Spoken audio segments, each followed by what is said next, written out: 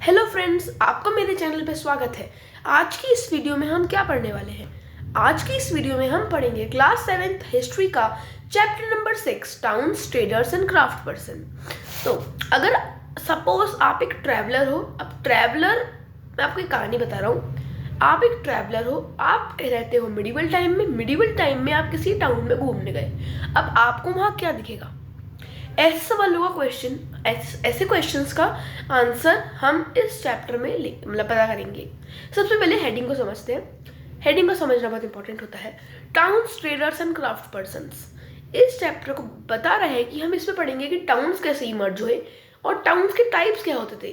Towns के भी types होते थे, जैसे कई टेम्पल टाउन होते थे, कई एडमिनिस्ट्रेटिव टाउन्स होते थे। अब यही चीज़ इस क्वेश्चन का आंसर थी। मैं आपको बताता हूँ कैसे। वहाँ पे ट्रेडर्स कैसे होते थे, ट्रेडिंग कैसे करी, धीरे धीरे ईस्ट इंडिया कंपनी यहाँ पे कैसे ट्रेडिंग करना शुरू करा, ये सब हम इस चैप्टर में ही पढ़ेंगे। ईस्ट इंडिया कंपनी अगर आप नहीं जानते तो जो ब्रिटिश लोगों ने जो धीरे धीरे एक कंपनी सेटल की थी, जो पहले तो ट्रेडिंग करने आई थी लेकिन बाद में उसने अपनी टेरिटरी भी ले ली थी। जब उस रिवॉल्ट ऑफ 1857 के बाद जब ब्रिटिश लोग इनको को इतना डर हो गया था कि कहीं ये हमारे हाथों से इंडिया छूट ना जाए, इसीलिए उन्होंने ईस्ट इंडिया कंपनी को डिसमिस करके मतलब पूरा क्वीन और किंग ने डायरेक्ट यहाँ पे एडमिनिस्ट्रेशन करना शुरू कर दिया। तो वो क्वेश्चन का आंसर ये होगा कि वो डिपेंड करेगा कि आप कैसे टाउन में विजिट करे हो। सपोज मैंने आपको बताया ना कि अगर आप एक ट्रैवलर हो और एक मिडिवल टाउन में गए हो तो आपको वहाँ पे क्या दिखेगा? आपको दिखेगा, अगर वो एक टेम्पल टाउन होगा तो आपको टेम्पल्स या फिर रिलीजियस स्ट्रक्चर्स दिखेंगे और रिलीजियस एनवायरनमेंट दिखेगा। एडमिनिस्ट्रेटिव सेंटर तो आपको शायद वो कैपिटल हो, या फिर वहाँ से हर जगह कंट्रोल होता हो, या फिर वहाँ पे टैक्स कलेक्शन बहुत इंपॉर्टेंट होता हो। कमर्शियल टाउन, वहाँ पे बहुत कमर्शियल एक्टिविटीज़ होती है। और पोर्ट टाउन जैसे मछलीपट्टनम, तो मछलीपट्टनम में क्या होता है, पोर्ट्स मतलब शिप्स आती हैं, ट्रेड करके चली जाती हैं। तो ऐसा ही पोर्ट इससे काम करे, ठीक है। कई टाउन्स तो कंबाइन होते थे, कई टाउन्स दोनों काम करते थे, दो या बहुत सारे काम करते थे। कहीं एडमिनिस्ट्रेटिव सेंटर भी होता था, कहीं पोर्ट टाउन भी होता था, कहीं कमर्शियल टाउन भी होता था। ऐसे मतलब दोनों कंबाइन होकर भी टाउन हो सकते हैं, ठीक है। जो आपको ये फोटो दिख रही है ना इंडिया की, इसमें कई इंपॉर्टेंट टाउन्स हैं। जैसे ये जो आपको मछलीपट्टनम दिख रहा है ना, या मसूलीपट्टनम या फिर जो मछलीपट्टनम, ये क्या था? एक पोर्ट टाउन था। यहाँ पे जो वृंदावन है, पुष्कर है, ये क्या थे? ये एक मतलब ये टेम्पल्स टाउन थे, ठीक है ना। और ऐसे ये मुर्शिदाबाद है, ये एक एडमिनिस्ट्रेटिव सेंटर की तरह काम करता था क्योंकि ये कैपिटल थी मुर्शिद कुली खान की, ठीक है। सोमनाथ है, सोमनाथ, यहाँ पे सोमनाथ टेम्पल था। ये एक तरह का टेम्पल टाउन है। देखो यहाँ पे हम्पी, सूरत, मसूलीपट्टनम या फिर मछलीपट्टनम। और देखो एक सबसे इम्पोर्टेंट टाउन क्या था उस समय का, ये थंजावुर। थंजावुर थंजावुर एक टेम्पल टाउन भी था, एक एडमिनिस्ट्रेटिव टाउन भी था और एक कैपिटल भी था, ठीक है ना। मदुरई पांड्यास की कैपिटल थी, थंजावुर चोलास की कैपिटल थी, ठीक है ना।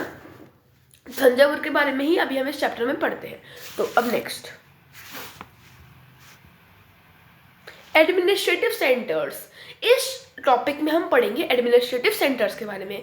तो आप देख सकते हैं इसमें भी दे रखा है, latest travel in our imagination to Thanjavur. Thanjavur में चलो अब एक ट्रैवल करके आते हैं अपनी इमेजिनेशन में कि वहाँ पे कैसा होता था। वो 1000 साल पहले की बात है, चोलास की कैपिटल थी वो। तो हम जानते हैं, हमने चैप्टर 2 में अगर आपको याद होगा, अगर आपने ध्यान से देखा होगा, तो वहाँ पे लास्ट पेज पे क्या लिखा था कि जो चोला एम्पायर था ना, उसने क्या कर रखा था, कावेरी की ब्रांच, कावेरी की जो डिस्ट्रीब्यूटरीज या फिर जो ट्रिब्यूटरीज थी ना, उस पर एम्बैंकमेंट्स बना रखे थे और पाइपलाइंस कनेक्ट कर रखी थी। तो इन चीज़ों से क्या होता था, वाटर सप्लाई थी, ठीक है। अब जो पेरिनियल रिवर थी कावेरी, अब पेरिनियल का मतलब क्या होता है? पेरिनियल का मतलब होता है ऐसी रिवर जो पूरे साल चलती है, मतलब जो पूरे साल फ्लो करती है।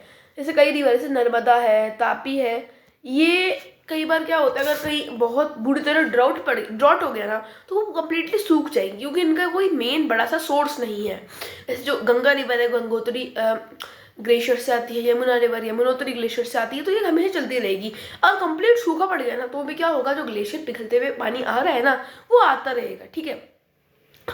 मैंने आपको पिछले वीडियो में जो आपको बताया था ना, रूलर्स और बिल्डिंग्स वाले चैप्टर में, चैप्टर नंबर 5 में मैंने आपको राजा राजेश्वर टेम्पल के बारे में बताया था, जो किंग राजा राजा चोला के द्वारा बनाया गया था। अगर आपको याद हो, मैंने बताया था कि उसके आर्किटेक्ट का नाम क्या था। उसके आर्किटेक्ट का नाम था कुंजरमल्लन राजा राजा। तो ठीक है ना, इसका नाम बहुत बड़ा है लेकिन इसका इंपॉर्टेंट वर्ड है कुंजरमल्लन राजा राजा। ठीक है ना।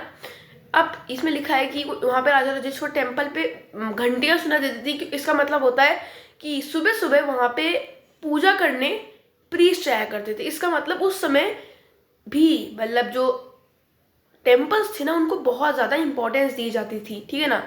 अब जो आर्किटेक्ट था ना, उन्होंने क्या किया था, अपना नाम कार्व कराया था टेम्पल की वॉल पे।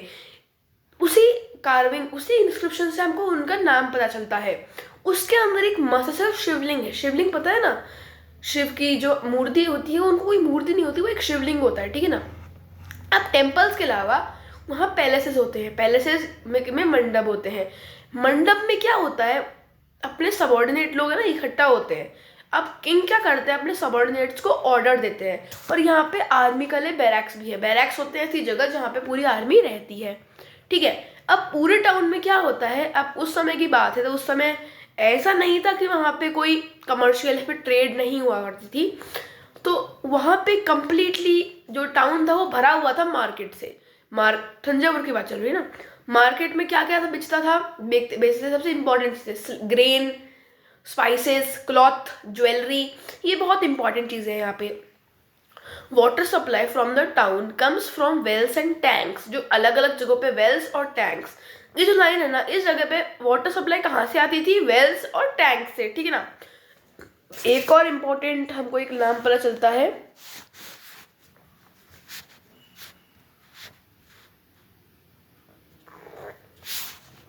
The Saliya viewers of Thanjavur.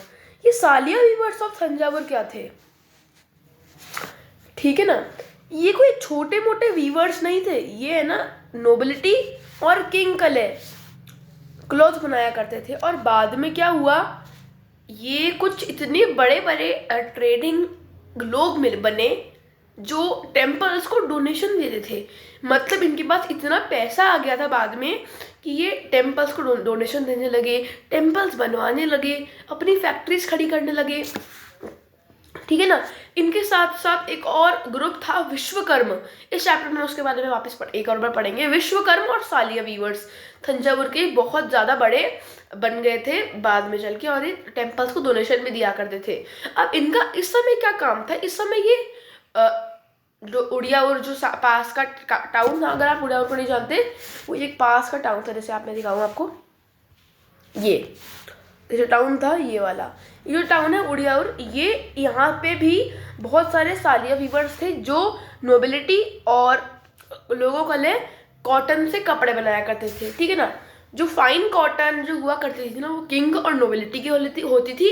और कोर्स कॉटन, थोड़ी जो खराब कॉटन थी, वो मासेस के लिए थी, मतलब हम लोगों के लिए। ठीक है।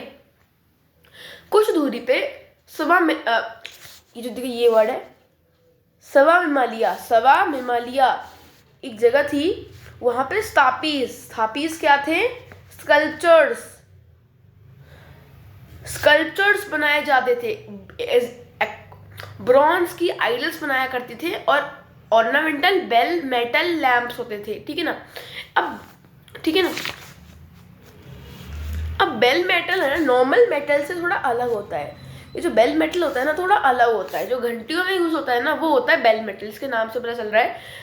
बेल मेटल में क्या होता है, जो मेटल होता है ना नॉर्मली, तो बेल मेटल होता है नॉर्मली, उसमें क्या होता है, टिन होता है। एक तरफ टिन होता है और दूसरी तरफ क्या होता है,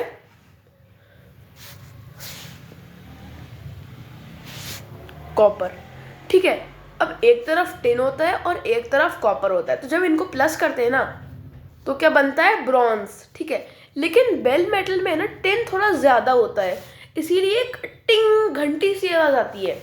ठीक है ना। यही बात हमको ब्रॉन्ज मेटल वाले जो हमको यहाँ पे आगे दे रखा है ना, bronze, bell metal and lost wax technique में ही बताया जाता है। देखो, bronze is an alloy containing copper and tin. Alloy होता है दो मेटल्स का मिक्स। ठीक है। Bell metal contains a greater proportion of tin. मतलब बेल मेटल में क्या होता है, टिन थोड़ा ज़्यादा होता है और जो अदर काइंड्स ऑफ ब्रॉन्ज होते हैं ना, उनसे थोड़ा टिन ज़्यादा होता है, इसी कारण इनसे क्या निकलता है, घंटी जैसी आवाज़ आती है, बेल्स लाइक साउंड्स आती है। ठीक है, तो अपने टॉपिक पे वापस आते हैं। ठीक है ना, अब हमने क्या देखा, वो जो स्थापीज क्या बनाते हैं, बहुत सुंदर सुंदर ब्रॉन्ज के आइडल्स बनाते हैं और ऑर्नामेंटेड बेल लैंप्स बनाते हैं। ठीक है, अब temple towns and pilgrimage centres. अभी तक हमने क्या पढ़ा कि जो थंजावुर थी ना, वो एक एडमिनिस्ट्रेटिव टाउन भी था, कमर्शियल टाउन भी था और एक टेम्पल टाउन भी था। ये एक एग्जाम्पल है जब कंबाइन होकर कोई टाउन काम करता था। ठीक है, अब हम टेम्पल टाउन और पिलग्रिमेज सेंटर्स की बात करेंगे। अब देखो ये लिखा हुआ, Thanjavur is an example of temple town. Thanjavur एक कैपिटल थी, कमर्शियल थी, एडमिनिस्ट्रेटिव टाउन था, टेम्पल टाउन भी था।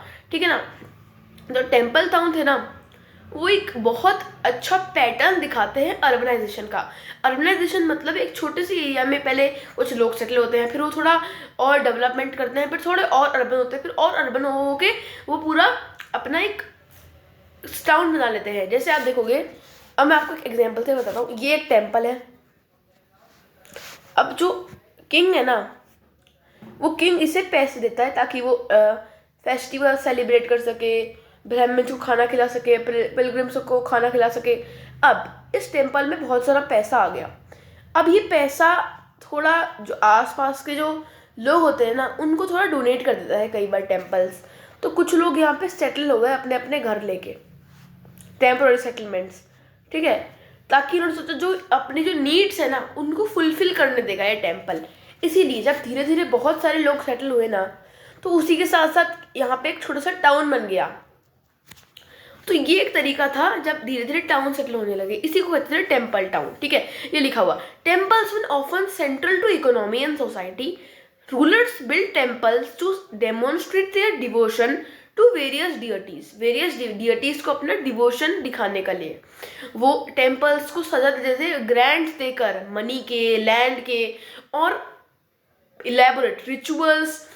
और क्यों देते थे, ताकि वो रिचुअल्स कर सके, पिलग्रिम्स को फीड कर सकते, और प्रीस्ट दे सकते थे, और सेलिब्रेट को फेस्टिवल सेलिब्रेट कर सके।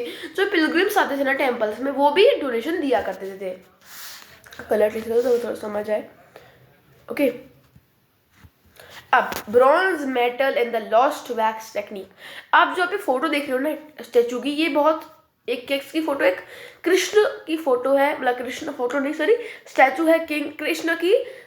और ये मतलब जो कालिया, जो सरपेंट डेमन था ना, उसे मारते हुए एक स्टैचू बनाई गई है कृष्ण की।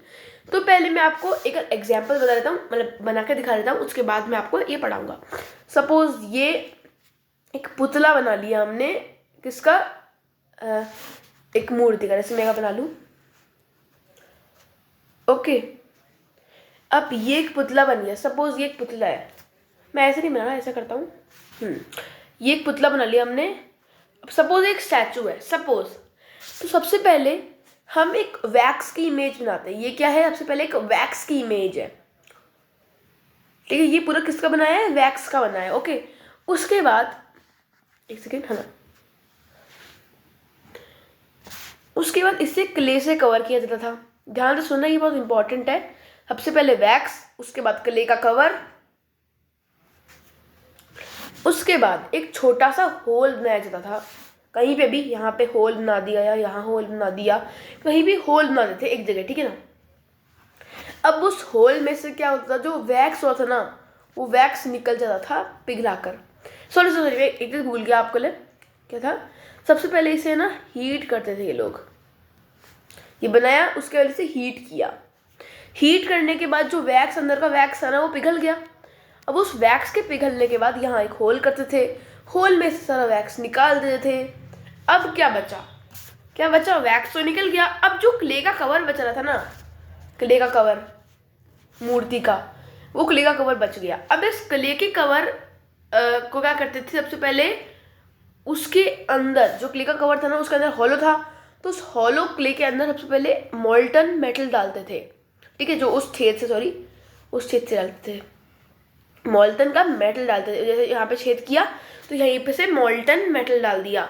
अब वो मोल्टन मेटल डालने के बाद वो जो क्ले का कवर था ना, उस क्ले के कवर को रिमूव करते थे और अंदर से एक मूर्ति निकल के आती थी। अब वो मूर्ति कैसे निकली, जो मोल्टन मेटल अंदर डाला था ना वो अंदर सॉलिडिफाई हो जाता था। एक बार फिर से एक्सप्लेन करता हूँ मैं आपको। एक वैक्स की इमेज बनाई, उसको क्ले के कवर से कवर किया। अब वो क्ले के कवर को हीट किया, उसके अंदर का वैक्स पिघल गई। वैक्स के पिघलने के बाद उसे निकाल दिया गया। उसी होल से मोल्टन मेटल डाला, मेटल को ठंडा होने दिया, अंदर हो गया एक स्टैचू बन गया और उस क्ले के कवर को हटा के उसे पॉलिश कर दिया। अब देखो, bronze is an alloy containing copper and tin. Bell metal contains a greater proportion of tin. मैंने आपको बताया था ना, जैसे सपोज टिन है और एक कॉपर है तो इसमें टिन ज़्यादा होता है कॉपर से, इसलिए टिंग सी आवाज़ बनाता है। Okay, first an image was made of wax. This was covered with clay and allowed to dry. सबसे पहले एक वैक्स की इमेज बनाई जाती थी। वैक्स की इमेज मैंने आपको बताया ना, पहले एक वैक्स की इमेज बनाते देता हूँ। उसके ऊपर क्ले का कवर बनाया, ताकि रिविजन होता है आपका एक बार। अब अंदर उसके बाद उसको हीट किया गया। हीट करने के बाद एक होल किया गया, होल से वैक्स को निकाल दिया गया। इसके अंदर मोल्टन मेटल डाल दिया गया, मोल्टन मेटल को ठंडा कर दिया गया और फिर वो स्टैचू बन गया। The molten wax was drained out through this hole. The molten metal was poured into the clay mould through the hole. Once the metal cooled and solidified, जैसे ठंडा होके वो टाइट हो जाता था, clay cover was removed and the image was cleaned and polished. ठीक है, ये बहुत इंपॉर्टेंट है। फिर से एक बार रिवाइज करा देता हूँ। First an image was made of wax. Wax की इमेज बनाई, क्ले का कवर करा, उसको ठंडा होने दिया। उसके बाद नेक्स्ट इट वॉज हीटेड, उसे हीट करके एक टाइनी होल बनाया और फिर उस वैक्स को निकाल दिया और फिर मोल्टन मेटल को डाल के उसे ठंडा होने दिया और फिर उस क्ले का कवर को हटा के उसे पॉलिश कर दिया। ठीक है, ये टेक्निक बहुत ही ज़्यादा अच्छी थी क्योंकि इसमें बिल्कुल अच्छी तरह से हम डिज़ाइन कर सकते थे, ठीक है ना, उस स्टैचू पे।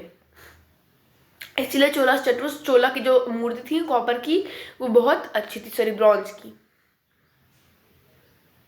अब धीरे धीरे क्या हुआ, मैंने आपको बताया था ना कि temple authorities use their wealth to finance trade and banking.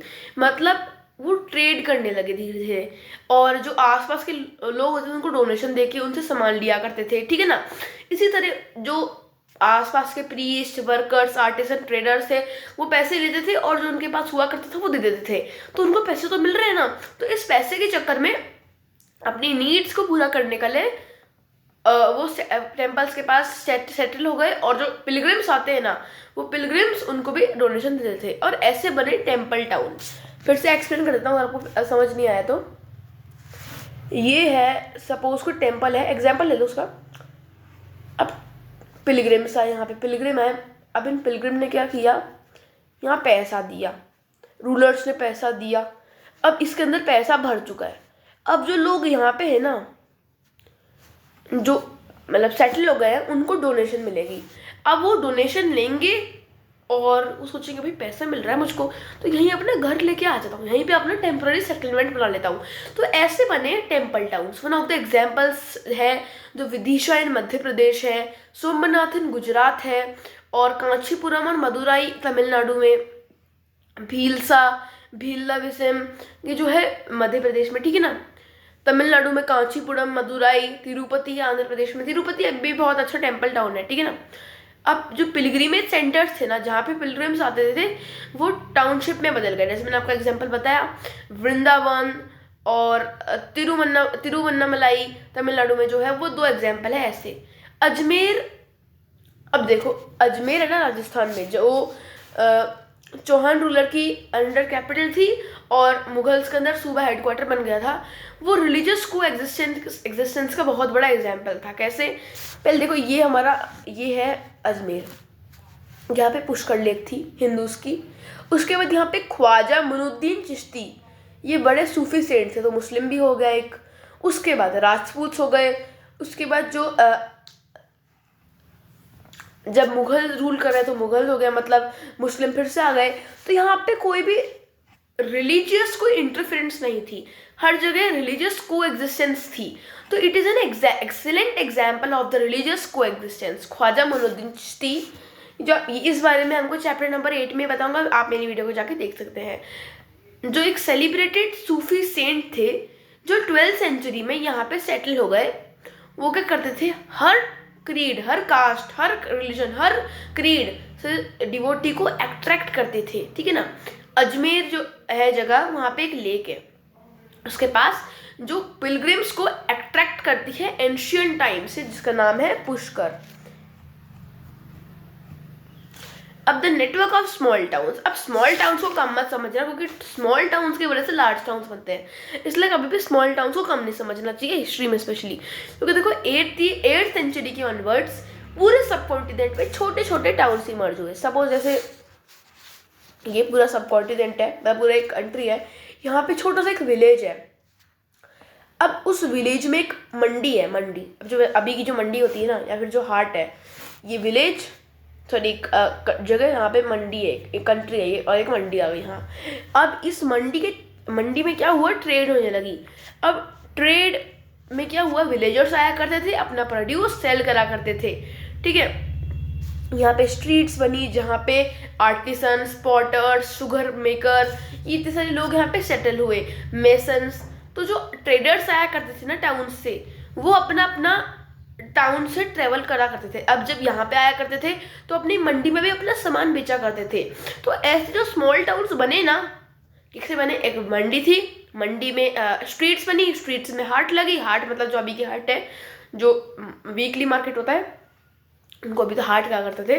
फिर पॉटर्स आए, सॉइल प्रेसर, इतने सारे लोग वहाँ सेटल हो गए, तो धीरे धीरे एक विलेज से थोड़ा बड़ा टाउन बना, फिर वो और बड़ा हुआ, फिर और बड़ा हुआ, और बड़ा हुआ, तो ऐसे ऐसे एक बड़े बड़े टाउन बन गए, ठीक है। तो पहले से, लेकिन अभी तो हम इस जगह पे स्मॉल टाउन्स की बात कर रहे हैं। दूर दूर से आया करते थे ताकि वो लोकल आर्टिकल्स को सेल कर सके। जैसे जो ब्रिटिश लोग थे ना, वहाँ पे उनको स्पाइसेस की बहुत ज़रूरत थी, तो सबसे पहले जैसे जब वो इंडिया आए ना, तो इंडिया में स्पाइसेस बहुत थे, तो वो अट्रैक्ट हुए इंडिया में, इसीलिए वो इंडिया में आई थी ट्रेड करने। Horses, salt, camphor, saffron, betel, pepper, इन सब की ट्रेड करने दूर दूर से लोग आया करते थे, ओके। ये देखिए एक हाट की फोटो है, सिटी की मार्केट है, सॉरी। देखो स्ट्रीट्स, यहाँ पे स्ट्रीट्स में आप देखोगे साइड में, इस फोटो को ध्यान से देखना, ये साइड में कितनी सारी दुकानें लगी हुई हैं। मतलब इसका ये मतलब नहीं है कि यहाँ पे दुकानें कम हुआ करती थी। और देखो यहाँ लोग सारे घूम रहे थे, देखो यहाँ पे ये मेसन है एक, यहाँ पे कई लोग जैसे, और देखो ये देखो यहाँ पे ये सब्जी वाला है, हो सकता है, क्योंकि देखो यहाँ पे फ्रूट पड़े हैं। ये फोटो इतनी क्लियर नहीं है, लेकिन एक जो क्लियर फोटो, यहाँ पे ये सब्जी बेच रहे हैं। देखो ये मेसन है, और यहाँ देखो साइड में दुकानें हैं। तो इसका ये मतलब है कि यहाँ पे मार्केट बहुत अच्छा डेवलप हो गया था। अब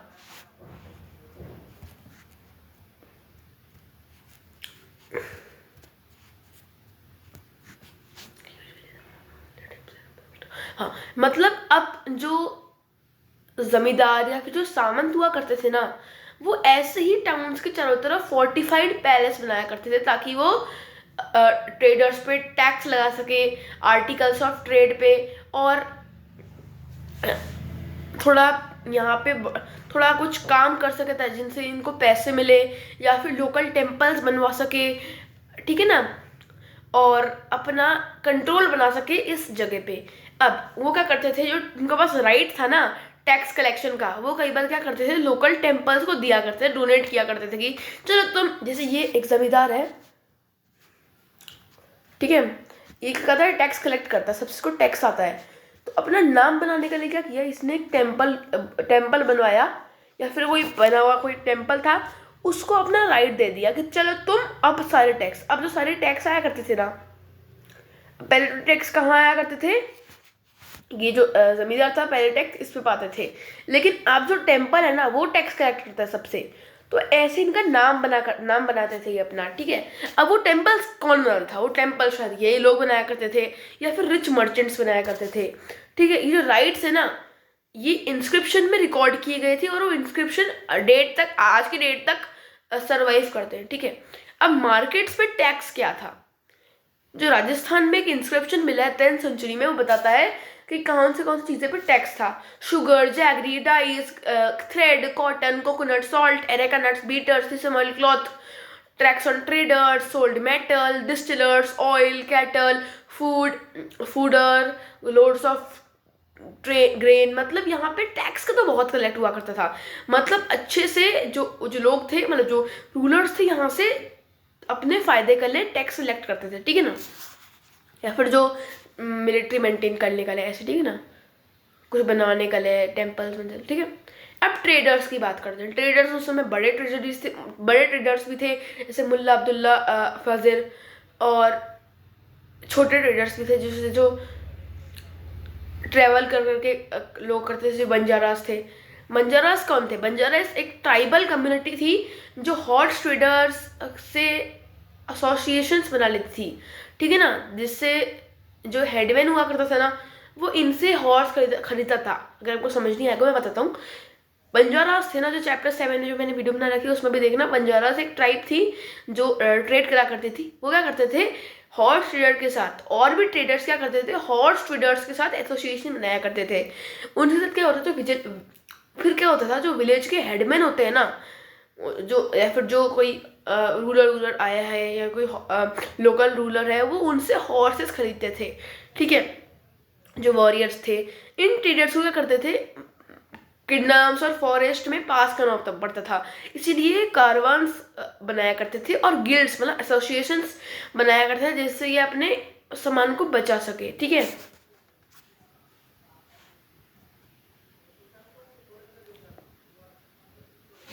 अब कई कम्युनिटी जैसे चितरीज और मारवाड़ी ओसवाल, ये कई कम्युनिटीज हैं जो प्रिंसिपल ट्रेडिंग ग्रुप्स बने कंट्री के। मतलब जो कंट्री में जो बहुत ज़्यादा ट्रेड करा करते थे ना, उनमें से कुछ थे चितरीज, मारवाड़ी, ओसवाल, ये बहुत ज़्यादा बड़े बन गए और प्रिंसिपल ट्रेडिंग ग्रुप्स बन गए कंट्री में। गुजराती ट्रेडर्स, उस गुजराती ट्रेडर्स में कौन कौन रहता था? गुजराती ट्रेडर्स, देखो गुजराती ट्रेडर्स, ये गुजराती ट्रेडर्स हैं, इनमें 2 लोग आया करते थे, 3 लोग, सॉरी। फर्स्ट थी तो गुजराती, सेकंड थे मुस्लिम बोहार्स, और थे हिंदू बनियास। ये 3 लोग आया करते थे, ठीक है। ये रेड सी में जो पोर्ट थे ना, उनके साथ बुरी तरह, मतलब एक्सटेंसिवली, बहुत ज़्यादा ट्रेड करा करते थे पर्शियन लोगों के साथ। पर्शियन गल्फ में, East Africa, South East Asia, south east China, और चाइना के साथ टेक्सटाइल्स, स्पाइसेस, चाइना की ब्लू पॉटरी लिया करते थे। South East Asia, China, Africa, इन सब से ट्रेड करा करते थे। गोल्ड, आइवरी लेते थे, मतलब कंप्लीटली ट्रेड करा करते थे जो 2 चैतरीज और मारवाड़ी ओसवाल थे। उसके बाद जो वेस्ट कोस्ट पे जो टाउन्स थे, वेस्ट कोस्ट मतलब जो इंडिया का नक्शा है ना, इंडिया का नक्शा कहाँ है, ये जो यहाँ पे जो वेस्ट कोस्ट है ना, ये वाली, यहाँ पे क्या थे, कोई ट्रेडर्स आ गए थे। ट्रेडर्स कौन से, ऐसे डच लोग आ गए थे, पुर्तगीज लोग आ गए थे, कई इंग्लिश लोग भी बाद में आ गए थे, ठीक है ना। कौन से देखो यहाँ पे नाम भी लिखे होंगे, ये दे, Chinese, Persian, Jewish, Syrian, French, Italian, European, ये सब लोग आ गए थे यहाँ पे और अपने मार्केट सेटल करने लगे थे बाद में, ठीक है। उसके बाद ईस्ट कोस्ट पे भी चले गए थे ये रेड सी के जो स्पाइसेस और क्लॉथ बेसेस है ना, ये रेड सी के पोर्ट में गए, फिर इटालियन ट्रेडर्स में गए, और फिर धीरे धीरे यूरोपियन मार्केट्स में गए, और इनको बहुत हाई प्रॉफिट्स हुआ करते थे, क्योंकि ऐसी चीज़ें थी जो यूरोप में नहीं उग पाती थी। जैसे इंडिया ट्रॉपिकल क्लाइमेट है, लेकिन वहाँ पे ट्रॉपिकल एनवायरनमेंट नहीं है ना, इसीलिए वहाँ पे सिल्क और स्पाइसेस बहुत ज़्यादा इंपॉर्टेंट थे, और वो बहुत महंगे भी मिलते थे। जैसे जो पेपर्स, नटमेग, ड्राइड जिंजर, ये सब ट्रॉपिकल क्लाइमेट्स में उगा करते थे, और एक बहुत ज़्यादा इंपॉर्टेंट पार्ट बन गए यूरोपियन कुकिंग में। और जो कॉटन क्लॉथ था ना, वो बहुत अट्रैक्टिव लगता था, और जो रॉयल लोग थे ना, वो इंडियन कपड़े पहनने लगे। और इस चीज़ों से क्या हुआ, जो यूरोपियन लोग थे ना, वो इंडिया में आने लगे।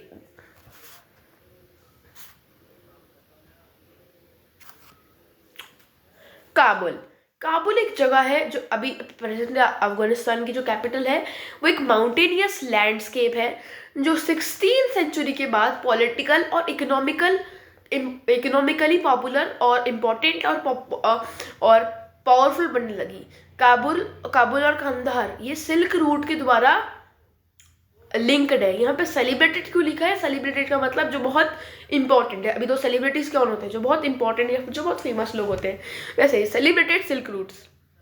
यहाँ पे जो एक क्वेश्चन भी है एक्सरसाइज का, बिसाइड्स ट्रेड इन हॉर्सेस की ट्रेड बहुत इंपॉर्टेंट थी इस रूट से। 17th सेंचुरी में जो ट्रेडर थे, एक डायमंड मर्चेंट थे, उन्होंने एस्टिमेट किया कि जो काबुल में हॉर्स ट्रेड है ना, वो कितने की थी? 30,000 की, जो एनुअल 30,000 रुपये वो कमाते थे। आज की तो बहुत ज़्यादा, इन्फ्लेशन से तो बहुत ज़्यादा, ठीक है। उस समय के बहुत बड़े अमाउंट थे, ठीक है। कैमल्स क्या ले जाते थे? Dried fruits. अभी सोचना मत, 30,000 रुपये तो बहुत कम है, इतना क्या ट्रेड हुआ करते थे। अभी जो इन्फ्लेशन करके देखा तो अभी के तो बहुत ज़्यादा, मतलब शायद लाखों में हुआ करते थे, ये उससे भी ज़्यादा शायद। उस समय बहुत ज़्यादा थे ये पैसे। Dried fruits, dates, carpet, silk, fruits, ठीक है। स्लेव्स तक यहाँ पे सेल के लिए आया करते थे। अब टाउन्स में क्राफ्ट कैसे होता था, ठीक है ना। टाउन्स में अलग अलग क्राफ्ट पर्सन सेटल हुए। जैसे जो बिदार के क्राफ्ट पर्सन इतने अच्छे और इतने जाने माने थे ना पूरे के पूरे सब कॉन्टिनेंट में। और वो क्यों जाने हुए थे? सबसे पहली बात है इनले work in copper and silver. जो पियटेड वो होता है ना मार्बल में, मैंने आपको पिछले वीडियो बताया था, ऐसे कार्विंग कर देते हैं। वो कार्विंग्स में ही क्या होता था, ये इनले वर्क करते थे कॉपर और सिल्वर में, ठीक है। तो इस चीज़ के लिए ये बहुत फेमस थे। अब जो मैंने बताया था ना आपको, पंचालास, विश्वकर्म, ये ऐसी कम्युनिटीज़ निकली जो गोल्ड स्मिथ थी, ब्रॉन्ज स्मिथ थी, मैसन्स, ब्लैक स्मिथ्स। तो इतने, मैंने आपको बताया था ना चैप्टर की स्टार्टिंग में जब हम तंजावुर के बारे में पढ़ रहे थे, गोल्ड स्मिथ, ब्रॉन्ज स्मिथ, ठीक है, ब्लैक स्मिथ, मैसन्स, इतने सारे काम करा करते थे ये विश्वकर्मा। ओके, ये इंपॉर्टेंट रोल प्ले करते थे for the construction of temples, palaces, big buildings, tanks, reservoirs. और जो सालियार या फिर जो काई कलर्स वीवर्स है ना, उनका सालियार्स का ही एक नाम था, वो प्रॉस्परस कम्युनिटीज़ निकले। मैंने आपको चैप्टर को स्टार्टिंग में बताया था, प्रॉस्परस कम्युनिटीज़ निकले। और क्या कर रहे थे वो? टेम्पल्स को डोनेशन देने लगे। कॉटन के कई टाइप्स क्या बने, जो कई एस्पेक्ट्स ऑफ कॉटन, सॉरी गलत बोल दिया मैंने, कॉटन मेकिंग के कई एस्पेक्ट्स, कई चीज़ें, जैसे जो कई जो प्रोसेस थे, जैसे क्लीनिंग एक प्रोसेस होता है, स्पिनिंग एक प्रोसेस होता है, डाइंग एक प्रोसेस होता है, जो साइंस में भी हमको पता चलता है। तो वो बहुत स्पेशलाइज्ड और इंडिपेंडेंट क्राफ्ट पर्सन करने लगे। मतलब क्राफ्ट बहुत ज़्यादा इंपॉर्टेंट होने लगा टाउन्स में स्पेशली।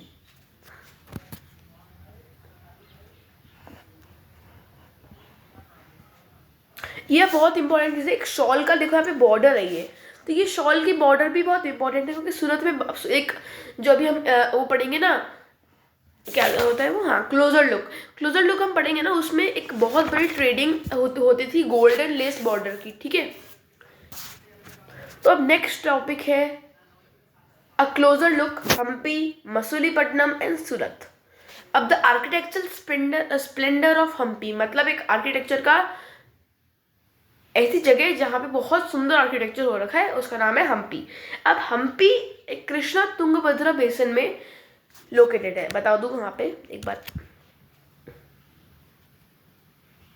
चैप्टर का फर्स्ट पन्ना खोलिए आप, यहाँ पे देखिए, ये देखा हम्पी। तुंगभद्रा बेसिन कहाँ पे है? कृष्णा तुंगभद्रा, ये देखिए, ये आ रही कृष्णा रिवर, देखिए आप एक बार, ये देखो कृष्णा, ये कृष्णा रिवर है, यहाँ पे तुंगभद्रा भी आ रही है।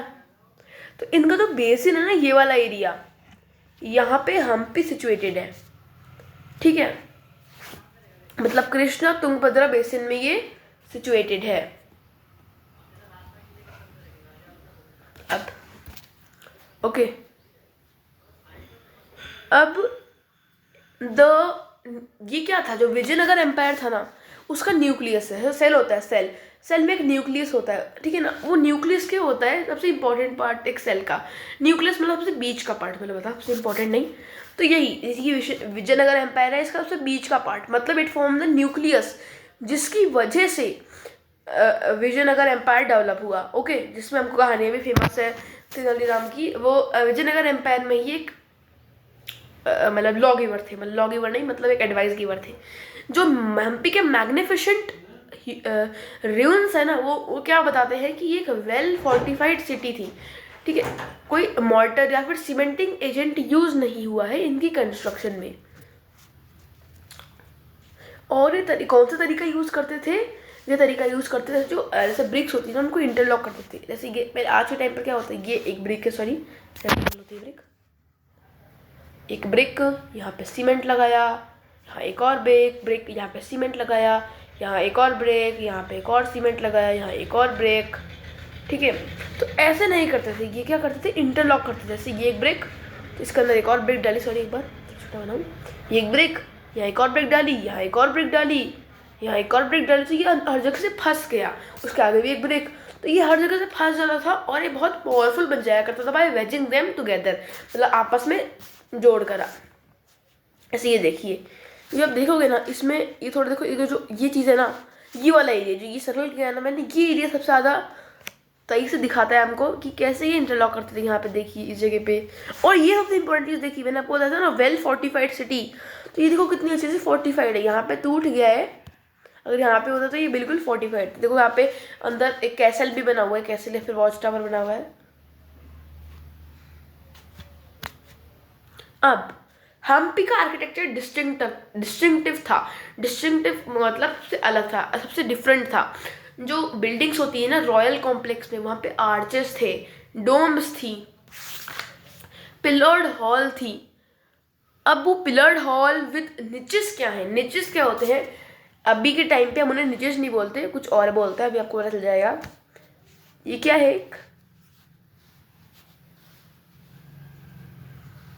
ये एक शेल्फ लग रही है ना हमको, तो ये शेल्फ में ही अगर आप एक ऐसे स्क्वायर पीसेस कर दो और इनकी जो पीसेस है ना यहाँ पे सामान रखने लग जाओ, सपोज आपने मूर्तियाँ रख ली या फिर जो शो पीसेस होते हैं ना वो ऐसे रखे जाते हैं, तो यही जो ये वाला एरिया हुआ ना, ये हुआ एक निच, यहाँ पे एक और निच, ठीक है। ये लिखा ना pillared hall with niches for holding sculptures hold करने के लिए निचेस, ठीक है। Well planned orchards with gardens with sculpturals motifs, मतलब वहाँ पे स्कल्पचर्स बहुत थे, like lotus and corbels, lotus flowers थे, बहुत सारे फ्लावर्स उगा, मतलब उनको गार्डन्स बनाने में बहुत इंटरेस्ट था। 16th और 15th सेंचुरी के दिन में हम्पी में कमर्शियल और कल्चरल एक्टिविटीज़ बहुत बढ़ गई थी। चेटीज और यूरोपियन ट्रेडर्स के एजेंट्स यहाँ पे फैले हुए थे। जो पुर्तगीज थे वो हम्पी के मार्केट्स में घुमा करते थे, मतलब हम्पी के मार्केट्स में थे। अब जो टेम्पल्स थे ना वो कल्चरल एक्टिविटीज़ के हब थे।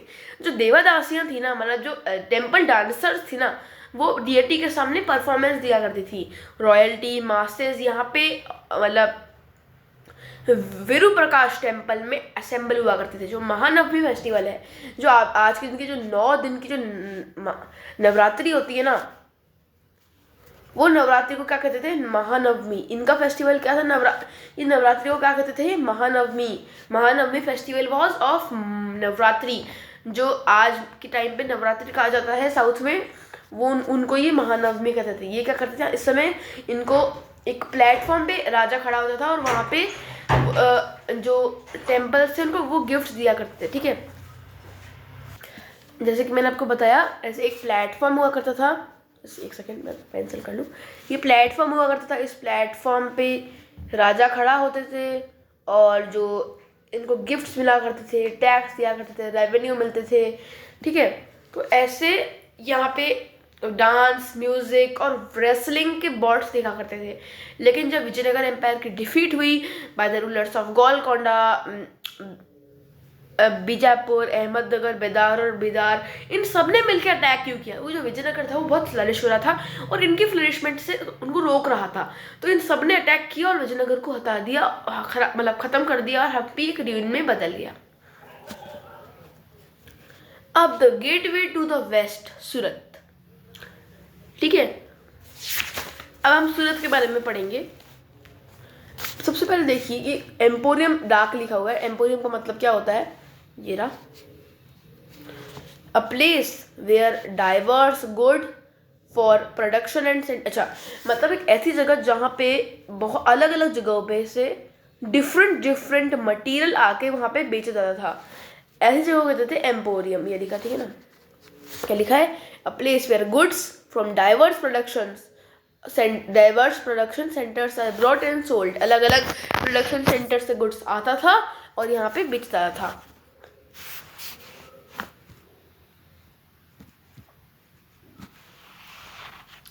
ठीक है, मुगल पीरियड के during the Mughal period along with the Cambay, अभी जो खंबत का टाइम है उसके थोड़े बाद, मुगल पीरियड के थोड़े बाद में और मुगल पीरियड में अहमदाबाद, सूरत, ये वेस्ट एशिया का एक गेटवे था। मतलब इस जगह से ही वेस्ट एशिया में हम ट्रेड कर सकते थे। और जो गल्फ ऑफ ऑर्मूज था ना, उसे हम कह सकते हैं, वो एक ये ऐसी जगह थी जहाँ से हम गल्फ ऑफ ऑर्मूज के साथ ट्रेड कर सकते हैं।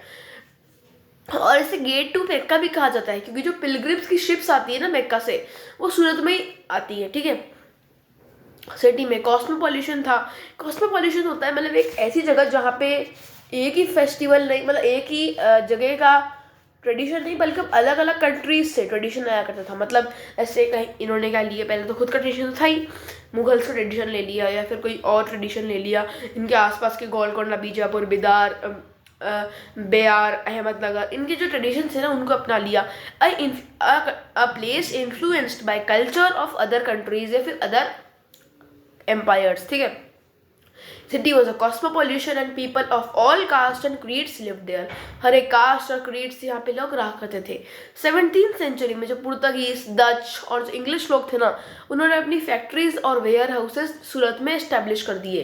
क्योंकि मैंने आपको थोड़ी देर पहले बताया था कि मतलब जो स्पाइसेस थे ना, जो इंडिया से आते थे, वेस्टर्न कोस्ट से आप जानते हो ना, ये इंडिया है, सॉरी मतलब थोड़ा,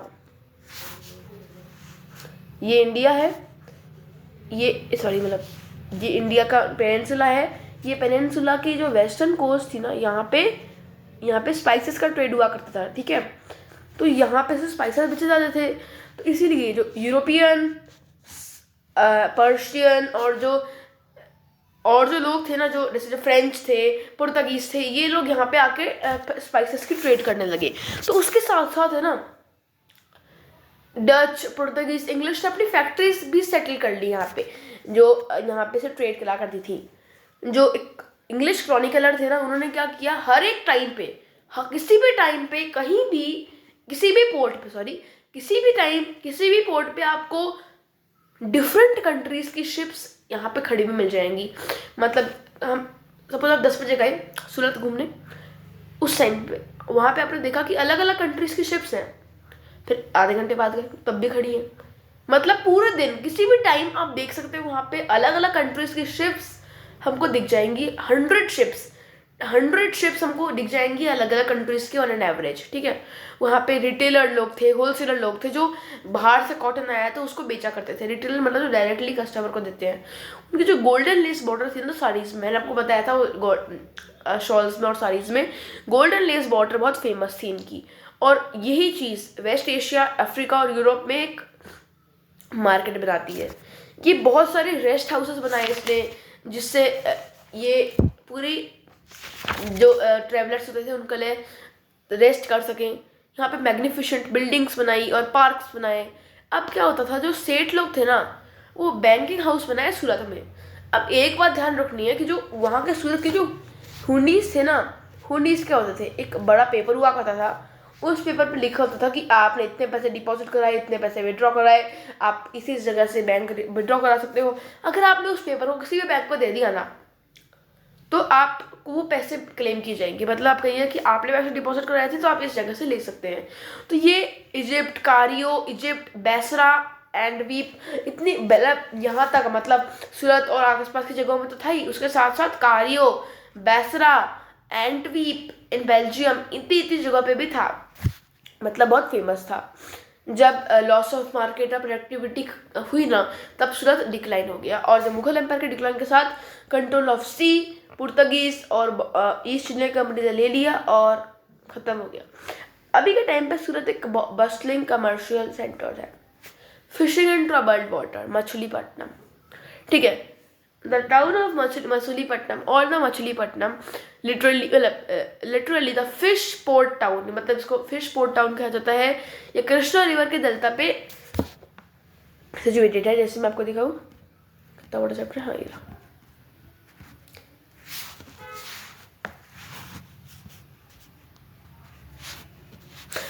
अब जो हम पे था ना, वो कृष्णा तुंगभद्रा बेसिन पे सिचुएटेड था। बेसिन की बात कर रहा हूँ। बेसिन क्या होता है? एरिया। आप जब ज्योग्राफी में पढ़ा होगा, basin is a area drained by the river and tributaries. मतलब कृष्णा तुंगभद्रा की जो ट्रिब्यूटरीज है और वो रिवर है, वो यहाँ पे पानी का सप्लाई देती है। अब जो मछलीपट्टनम था ना, वो कृष्णा रिवर के बिल्कुल डेल्टा क्या है, ये रहा। कलर चेंज करो, आपको समझ नहीं आएगा फिर। ये बिल्कुल कृष्णा रिवर के डेल्टा, ये डेल्टा रहा, तो इस डेल्टा पे सिचुएटेड था। ओके, तभी तो ये एक पोर्ट टाउन था। ओके,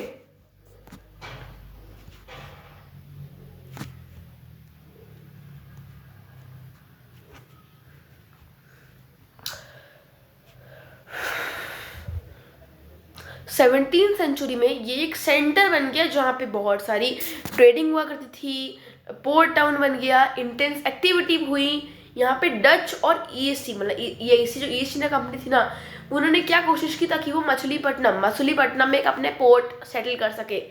जो मछलीपट्टनम का जो पोर्ट ना, वो डच के द्वारा बनाया गया है। जैसे जो बंगाल में कैसे लाइक फोर्ट बनाया, फोर्ट विलियम्स, वो फोर्ट विलियम्स ईएससी ने बनाया है। लेकिन यहाँ जो फोर्ट है वो डच के द्वारा बनाया गया है।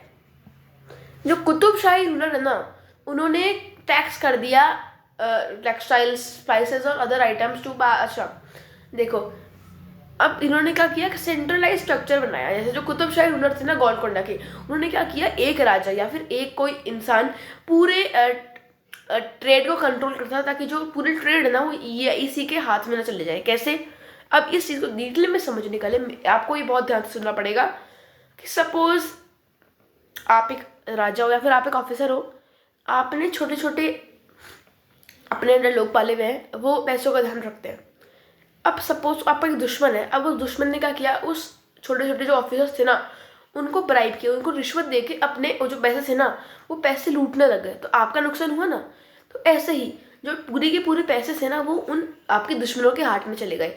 इसीलिए ट्रेड थी ना, ट्रेड के साथ भी ऐसा ही था। इन्होंने क्या किया, एक ऐसा इंसान बनाया जो पूरे ट्रेड को कंट्रोल करता था, और वो ऐसा इंसान जो डायरेक्टली जो गोलकोंडा के कुतुबशाही रूलर कंट्रोल करे, और वो रिश्वत भी ना खाए, और वो रिश्वत देके दूसरे, या फिर खुद ही राजा ही कंट्रोल करे, या फिर खुद रूलर है ना, वो ही कंट्रोल करता था पूरे ट्रेड को, और वो मतलब ब्राइब भी नहीं कर पाते थे उनको। ठीक है, जो बहुत सारे ट्रेडिंग ग्रुप्स थे ना, उनके बीच में खतरनाक वाला कंपटीशन चला। Golconda nobles, Persian merchants, Telugu Komati chetties, European traders. इसने क्या किया, पॉपुलस और प्रॉस्पेरस बना दिया पूरे शहर को। जब गोलकोंडा है ना, गोलकोंडा के एक रिप्रेजेंट, देखो एज मुगल, अच्छा, जब मुगल्स ने अपनी पावर गोलकोंडा में एक्सटेंड करने की कोशिश की ना, तब गोलकोंडा के रिप्रेजेंटेटिव, उनके गवर्नर मिस्टर जुमला, जो एक मर्चेंट भी थे ना, वो डच और इंग्लिश को आपस में लड़ने लग गए। फिर जो मुगल एम्परर औरंगजेब था ना, उसके बाद गोलकोंडा को कैप्चर कर लिया, ताकि अपने कैप्चर के बाद डच और इंग्लिश अपने उनके राज्यों को कंट्रोल ना कर ले, या फिर वो ट्रेड पूरे हाथों में ना ले ले। कि अगर वो बच गए ना, तो वो मतलब कंट्रोल कर पाएंगे अपने ट्रेड से। उसके बाद लेकिन बाद में एक साल, मतलब थोड़े 1-2 साल बाद, मुगल एम्परर औरंगजेब ने गोलकोंडा को एनेक्स कर लिया। अब इससे क्या हुआ, ये इसी तो बिल्कुल कमज़ोर पड़ गई मुगल्स के सामने, क्योंकि आप जानते हो स्टार्टिंग में औरंगजेब के अगेंस्ट ईआईसी ने एक जंग छड़ दी थी, जिसे एक बेवकूफ़ी भी माना जाता है, क्योंकि ईआईसी की जो आर्मी थी ना, वो मुगलों की आर्मी के सामने कुछ भी नहीं थी। इसीलिए बहुत आराम से मुगलों ने ईआईसी को हरा दिया। ईआईसी के जो ऑफिसर्स थे उनको जेल में डाल दिया, और बहुत सारे लोग मारे भी गए। तो ऐसे में वो लड़ तो सकते नहीं थे। उन्होंने ये भी कह दिया था कि इनको हराना तो इम्पॉसिबल है अभी के टाइम पीरियड में। तो वो उनमें क्या था, पेशेंस था। ये इसी की खास बात क्या है, उनमें पेशेंस था। वो सही मौके का इंतजार करते थे कि ताकि वो उनको कब्जे में कर सके, जब वो मुगल्स रूल कम कर रहे हैं। और इसके बाद भी 200 साल उन्होंने राज किया पूरे इंडिया पे। अब उन्होंने एक नई पॉलिसी बनाई। अब क्यों बनाई नई पॉलिसी? सबसे पहले तो हमको बात करनी है कि इसका शुरुआत होती है औरंगजेब से। औरंगजेब ने क्या किया, ये इंडिया है, यहाँ गोलकोंडा है। अब इसने क्या किया, डच और ब्रिटिश को तो आपस में लड़ा दिया। अब सब ब्रिटिश तो हमेशा जीत जाया करते थे इन लोगों से। तो क्या हुआ फिर, ये सपोज EIC है, ये मतलब गोलकोंडा है और ये EIC है। अब ये EIC गोलकोंडा पे मतलब अपनी ट्रेडिंग कर रही थी। अब ये चलेगी, ये अलग सा एम्पायर नहीं रहा, इतना बड़ा नहीं, यही तक है ना। ये अलग एम्पायर नहीं रहा, ये जो मुगल्स था ना, मुगल्स के रूल के अंडर चले गया, औरंगजेब पे जो था ना, औरंगजेब के कंट्रोल में। अब जो EIC थी ना, वो तो यहाँ से भाग गई, क्योंकि उनको पता था कि औरंगजेब से जीतना तो इम्पॉसिबल है। तो उन्होंने मतलब वो ढूंढे ऑल्टरनेटिव्स कि मतलब कोई ऐसा इंटरलैंड मिल जाए, ऐसी जगह मिल जाए जहाँ पे इसके अलावा एक और जगह हो जहाँ से हम ट्रेड कर सके, ठीक है ना। इसीलिए ये लोग क्या करते थे, बार बार मछलीपट्टनम को कंट्रोल करते थे। ओके, अब जब गोलकोंडा मुगल्स क्या चलेगा ना, तो इनको एक अलग ढूंढना पड़ा, इनको ऑल्टरनेटिव। तो जब उन्होंने ऑल्टरनेटिव ढूंढा था, तो इन्होंने एक नई पॉलिसी बनाई कि अगर कोई भी पोर्ट के साथ कोई इंटरलैंड के पास कनेक्ट, अगर कोई भी ईस्ट इंडिया कंपनी किसी पोर्ट को कंट्रोल कर रही है और ट्रेड कर रही है, तो ये काफ़ी नहीं है। जो कंपनी की जो ट्रेड है ना, वो कमर्शियल, एडमिनिस्ट्रेटिव और कमर्शियल रोल भी ले सकती है। इनको अपने राजा से मिल गया था अपना ऑर्डर। अब उसके बाद क्या हुआ, जब कंपनी की ट्रेडर्स किसी बॉम्बे में मूव कर गए ना, तो इन मछलीपट्टनम को भारी भारी लॉसेस फेस करने लगे, क्योंकि वही तो ट्रेड कर रहे थे। तो अब वही चले गए तो इनको ट्रेड मुश्किल होने लगी, इसलिए डिक्लाइन हो गए, ठीक है। अब अभी के टाइम पीरियड में बस एक छोटा सा टाउन है जो थोड़ा सा खराब हो रखा है। अब ये हमारे चैप्टर का लास्ट टॉपिक है, न्यू टाउन्स एंड ट्रेडर्स। अब नए नए ट्रेडर्स और टाउन्स आने लगे। मैंने आपको बताया था वो स्पाइसेस के सर्च में वो ईस्ट इंडिया कंपनी मतलब इंग्लिश लोग अट्रैक्ट हुए इंडिया पे। 16th और 17th सेंचुरी में यूरोपियन कंट्रीज है ना, India I for the search of spices, textiles, जो यूरोप और वेस्ट एशिया में पॉपुलर हो गए थे। मैंने आपको बात बता दी थी, इसलिए मैं और एक्सप्लेन नहीं कर रहा हूँ। इंग्लिश डच इन्होंने क्या किया, ईस्ट इंडिया कंपनी सेटल करी। अब ये ईस्ट इंडिया कंपनी, ये मत सोचना कि ईस्ट में थी। ईस्ट इंडिया कंपनी इसलिए क्योंकि मतलब ब्रिटिश के लिए इंडिया ईस्ट में था, इसलिए, ठीक है। अपनी ईस्ट में अपनी कमर्शियल एक्टिविटीज को एक्सपैंड करने के लिए ना इन्होंने अपनी कंपनीज बनानी शुरू की, ठीक है। जो विरजी वोरा, मुल्ला अब्दुल गाफिर, मैंने आपको बताया ना, मुल्ला अब्दुल्ला गाफिर, इन्होंने क्या किया, इनके अगेंस्ट लड़ाई लड़ी। इनकी शिप्स और उनके शिप्स में लड़ाई हुई और यूरोपियन कंट्रीज ने अपनी नेवल पावर यूज करके इनको हरा दिया। अब एक बात ध्यान रखना, ये है, अब आपको एक बहुत एक्साइटिंग बात बताता हूँ। ये है शिप्स मुल्ला अब्दुल्ला की, ठीक है ना, ये लोग यहाँ पे हैं। इनकी शिप्स बहुत अलग थी इन ब्रिटिश की शिप्स से। इनके पास तोपें थी, इनके पास वेपन्स थे, और ये आराम से इनको गिरा सकते थे और मार सकते थे। इसीलिए ईस्ट इंडिया कंपनी सबसे ज़्यादा कमर्शियल और सबसे ज़्यादा पॉलिटिकली पावरफुल ट्रेडर्स निकले पूरे इंडिया में, और पावर भी मिल गई थी इनको। तो कमर्शियल इसलिए सिर्फ ट्रेडर्स नहीं बल्कि एक रूलर भी बन गए बाद में, ओके। और जो इंडियन ट्रेडर्स थे ना, वो क्या बन गए, अपने एजेंट्स बन गए। अब आप ये सोचोगे इन्होंने फाइट ही क्यों करी उनसे। फाइट, अगर सोचिए आपका एक धंधा चल रहा है, अब उस धंधे के बीच में कोई टांग डाल रहा है, तो अब आप उसे रोकोगे ना, कि अगर उसका धंधा बहुत बड़ा चल गया तो भाई मैं क्या करूँगा, मैं तो मतलब मैं तो निकल जाऊँगा, फिर मेरा धंधा बंद हो जाएगा। तो इसीलिए उन्होंने क्या किया, उनके अगेंस्ट फाइट करी, और लेकिन मुगल एम्पायर मतलब यूरोपियन लोगों ने अपने नेवल पावर से उनको हरा दिया, ओके। बाद में जाते जाते मुगल मतलब जो ब्रिटिश लोग थे, वो है ना, मुगल नहीं, ब्रिटिश लोग इंडियन रूलर्स को एक्सप्लॉइट करने लगे, ओके।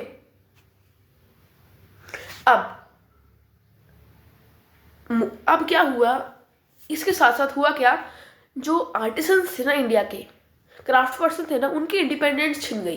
क्योंकि देखो जो ये EIC ना, वो सारा का सारा जो भी माल वो बनाते थे ना, उनको लूट लेती थी और कहते थे कि तुम हमको ही बेचोगे, किसी और को नहीं बेचोगे, ठीक है ना। तो उनको क्या करना पड़ता था, ऐसा क्लॉथ वीव करना पड़ता था जो ऑलरेडी प्रॉमिस था यूरोपियन एजेंट्स को कि हम तुमको ही देंगे, और उनकी हुकूमत पे एक पपेट की तरह काम करना पड़ता था कि वो अपना क्लॉथ किसी और को नहीं बेच सकते थे, उनको ही बेचना पड़ेगा, और ऐसी डिजाइन्स को वो बनाएंगे जो यूरोपियन लोग चाहते हैं, ठीक है।